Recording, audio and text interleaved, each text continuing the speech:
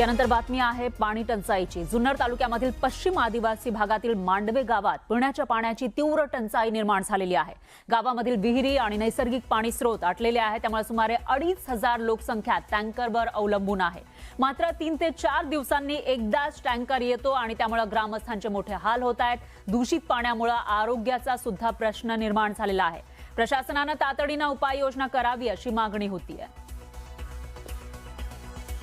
जुन्नर तालुक्याच्या पश्चिम आदिवासी भागामध्ये पाण्याचा भीषण असा प्रश्न निर्माण झालाय। या भागातील नागरिकांना पिण्यासाठी पाणी मिळत नाहीये। आपण या ठिकाणी पाहू शकताय। या ठिकाणी आपण आता जुन्नर तालुक्याच्या पश्चिम आदिवासी भागातील मांडवे या गावामध्ये आलोय आणि या गावामध्ये या ठिकाणी टँकरच्या माध्यमातून जो आहे येथील नागरिकांना पाणी पुरवठा सुरू आहे।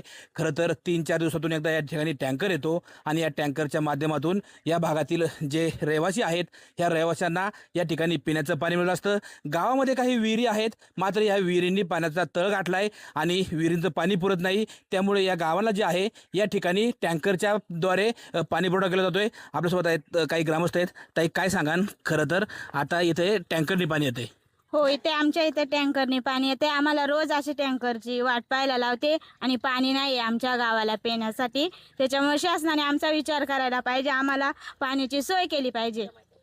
MI टँक केला पाहिजे, आमच्या गावाला पाणी नाही आहे पिण्यासाठी। पण खरं तर आपण पाहिलं या ठिकाणी जे आहे ग्रामस्थांना या ठिकाणी रोज टँकरची वाट पाहायला लागते आणि टँकर आल्यावरती यांना या ठिकाणी पिण्याचं पाणी मिळत असतं। आपल्यासोबत या भागाच्या जिल्हा परिषद सदस्य आहेत।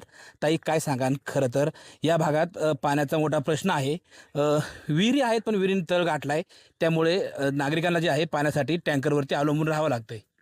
साहेब, आमच्या पश्चिम पट्ट्यामध्ये कोपरा, मांडवा, मुथाळणे आणि जांभुळशी ही दुर्गम गावं आहेत। तुम्ही पाहताय या भागाचं थोडं कसं पहाडी इलाका आहे आणि सर्व आदिवासी बांधव या ठिकाणी राहतात। तर माझं शासनाला एक आव्हान असेल की पिढ्यानपिढ्या गेले आमच्या लोकांना पाणी करता टँकर येतो 2-3 दिवसांना। टँकरवाल्यांची काही गलती नाही, पण 4 गावाच्या वाड्या वस्त्या आणि या वाड्या वस्त्यांना पाणी पुरवठा करत असताना टँकर 4 दिवस 5 दिवस लेट होतो आणि अशा पद्धतीनं आमच्या मजुरीला जाणाऱ्या महिलांना पाण्यासाठी वाट पाहत बसावी लागते। तर माझं शासनाला एकच म्हणणं असेल की आम्ही टँकरचं पाणी कुठपर्यंत प्यायचं, आमचा अधिकार नाही का चांगलं पाणी पिण्याचं?